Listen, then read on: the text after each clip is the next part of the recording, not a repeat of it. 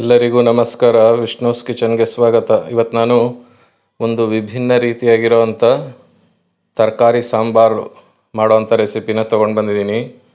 ಇದು ಅಷ್ಟೇ ತುಂಬಾ ರುಚಿಯಾಗಿರುತ್ತೆ. ಅನ್ನದ ಜೊತೆಗೆ ಇಡ್ಲಿಗೆ ಇದನ್ನೆಲ್ಲ ಉಪಯೋಗಿಸ್ಕೊಳ್ಬೋದು.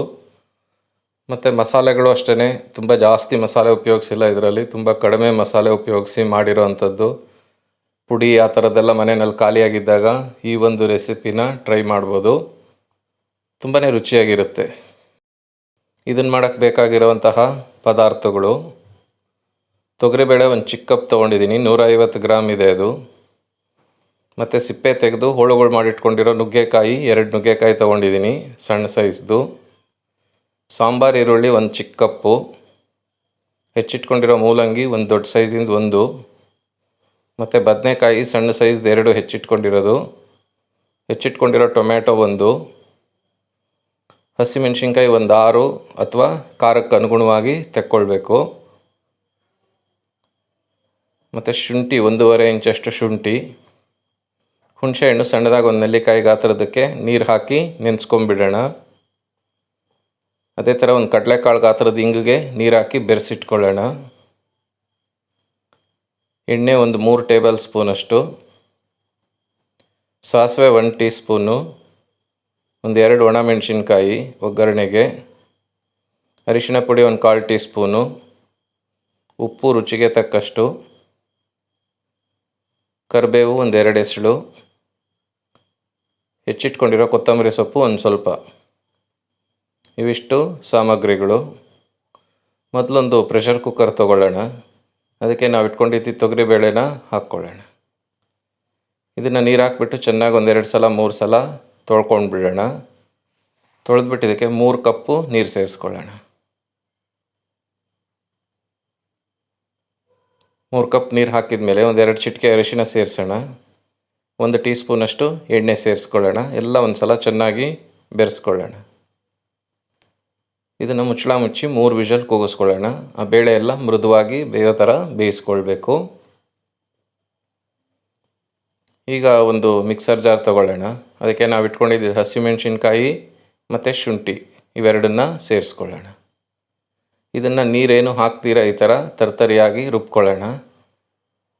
ಇದನ್ನು ಪಕ್ಕ ಇಟ್ಕೊಳ್ಳೋಣ. ಈಗ ಇನ್ನೊಂದು ಪಾತ್ರೆಗೆ ನಾವು ಇಟ್ಕೊಂಡಿದ್ದು ಎಣ್ಣೆನ ಸೇರಿಸ್ಕೊಳ್ಳೋಣ.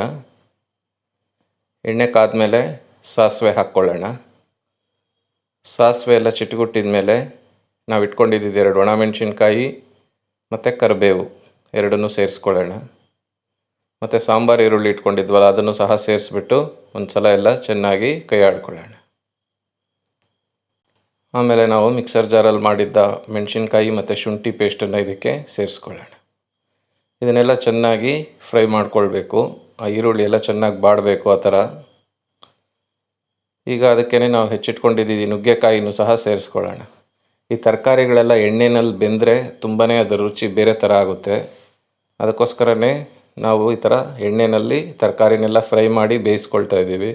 ಕುಕ್ಕರಲ್ಲಿ ಮಾಡಿದರೆ ಅದರ ರುಚಿನೇ ಬೇರೆ ಥರ ಆಗುತ್ತೆ. ಕುಕ್ಕರಲ್ಲೂ ಸಹ ಮಾಡ್ಕೊಳ್ಬೋದು, ಅದರ ರುಚಿ ಈ ಥರ ಬರಲ್ಲ. ಅದಕ್ಕೋಸ್ಕರನೇ ಈ ಥರ ಮಾಡ್ತಾ ಇರೋದು. ಎಲ್ಲ ತರಕಾರಿನೂ ಒಂದಾದ್ಮೇಲೆ ಒಂದು ಸೇರಿಸಿ ಒಂದು ಸ್ವಲ್ಪ ಹೊತ್ತು ಎಣ್ಣೆಯಲ್ಲಿ ಬಾಡಿಸ್ಕೊಳ್ತಾ ಎಲ್ಲ ತರಕಾರಿನೂ ಒಂದಾದ್ಮೇಲೆ ಒಂದು ಸೇರಿಸ್ಕೊಳ್ಳೋಣ. ಈಗ ನುಗ್ಗೆಕಾಯಿ ಮತ್ತು ಮೂಲಂಗಿ ಸೇರಿಸಾಗಿದೆ. ಈಗ ಬದನೆಕಾಯಿನೂ ಸಹ ಸೇರಿಸ್ಕೊಳ್ಳೋಣ. ಅದನ್ನು ಸ್ವಲ್ಪ ಎಣ್ಣೆಯಲ್ಲಿ ಬಾಡಿಸ್ಕೊಳ್ಳೋಣ. ಇವಾಗ ಇದಕ್ಕೆ ಮುಚ್ಚಳ ಮುಚ್ಚಿ ಒಂದು 3 ನಿಮಿಷ ಸಣ್ಣೂರಿನಲ್ಲಿ ಬೇಯಿಸ್ಕೊಳ್ಳೋಣ. ಮತ್ತು ಒಂದು ಸಲ ಎಲ್ಲ ಚೆನ್ನಾಗಿ ಕೈ ಆಡ್ಕೊಳ್ಳೋಣ. ಈಗ ನಾವು ಹೆಚ್ಚಿಟ್ಕೊಂಡಿದ್ದ ಟೊಮೆಟೊನ ಇದ್ರ ಜೊತೆಗೆ ಸೇರಿಸ್ಕೊಳ್ಳೋಣ. ಅರಿಶಿಣ ಪುಡಿ ಒಂದು ಸ್ವಲ್ಪನ ಇದ್ರ ಜೊತೆಗೆ ಸೇರಿಸೋಣ.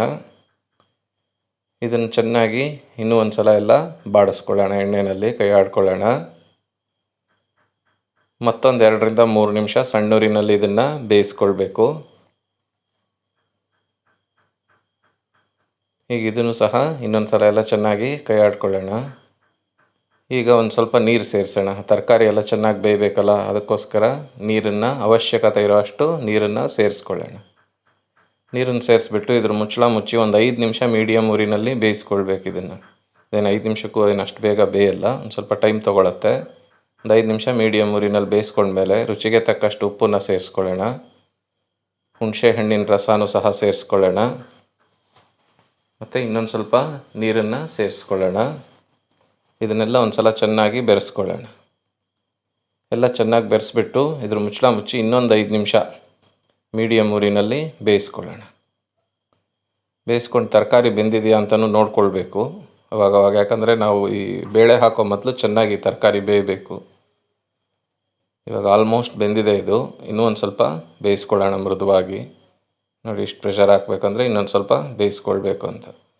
ಇನ್ನೊಂದು ಸ್ವಲ್ಪ ಇದನ್ನು ಚೆನ್ನಾಗಿ ಬೇಯಿಸ್ಕೊಳ್ಳೋಣ, ಮೃದುವಾಗಿ ತರಕಾರಿಗಳೆಲ್ಲ ಬೇಯೋ ಥರ ಬೇಯಿಸ್ಕೊಳ್ಳೋಣ. ಇವಾಗ ನೋಡಿದ್ರೇ ಗೊತ್ತಾಗ್ತಾ ಇದೆ ಇದು ಎಲ್ಲ ಚೆನ್ನಾಗಿ ಬೆಂದಿದೆ ತರಕಾರಿ ಅಂತ. ಇವಾಗ ಈ ಬೆಂದಿರೋ ಬೇಳೆನ ಇದ್ರ ಜೊತೆಗೆ ಸೇರಿಸ್ಕೊಳ್ಳೋಣ. ಆ ಕುಕ್ಕರ್ಗೂ ಒಂದು ಸ್ವಲ್ಪ ನೀರು ಹಾಕಿ ಅದನ್ನು ಸೇರಿಸ್ಬಿಡೋಣ. ಎಲ್ಲ ಒಂದು ಸಲ ಚೆನ್ನಾಗಿ ಮಿಕ್ಸ್ ಮಾಡ್ಕೊಳ್ಳೋಣ. ಈಗ ನಾವು ಹಿಂಗೆ ಬೆರೆಸಿಟ್ಕೊಂಡಿದ್ವಲ್ಲ ಅದನ್ನು ಸಹ ಸೇರಿಸ್ಬಿಡೋಣ. ಮಿಕ್ಸ್ ಮಾಡಿಬಿಟ್ಟು ಇದನ್ನು ಕುದಿಯೋಕ್ಕೆ ಬಿಟ್ಬಿಡೋಣ. ಇವಾಗೆಲ್ಲ ಕುದ್ದಾಗಿದೆ ಇದು. ಇನ್ನೊಂದು ಸ್ವಲ್ಪ ಕುದಿ ಬಂದರೆ ಸಾಕಾಗುತ್ತೆ. ಈಗೆಲ್ಲ ಕುದಿಯೋಕ್ಕೆ ಶುರುವಾಗಿದೆ. ತುಂಬಾ ರುಚಿಯಾಗಿರುತ್ತೆ ಇದು.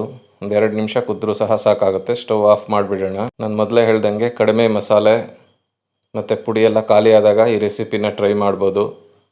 ಕಡೆಯಲ್ಲೆಲ್ಲ ಸ್ವಲ್ಪ ಕೊತ್ತಂಬರಿ ಸೊಪ್ಪನ್ನು ಸೇರಿಸ್ಬಿಟ್ರೆ ಈ ಒಂದು ಅದ್ಭುತವಾದ ರುಚಿ ಇರೋಂತಹ ಈ ಮಿಶ್ರ ತರಕಾರಿಯ ಹುಳಿ ತಯಾರಾಯಿತು. ಈ ಒಂದು ಮಿಶ್ರ ತರಕಾರಿ ಹುಳಿ ರೆಸಿಪಿ ನಿಮ್ಗೆ ಇಷ್ಟ ಆಗಿದ್ದರೆ ನಮ್ಮ ವಿಡಿಯೋನ ಲೈಕ್ ಮಾಡಿ, ಕಮೆಂಟ್ ಮಾಡಿ, ಶೇರ್ ಮಾಡಿ, ನಮ್ಮ ಚಾನಲ್ನ ಸಬ್ಸ್ಕ್ರೈಬ್ ಮಾಡಿ. ಧನ್ಯವಾದಗಳು.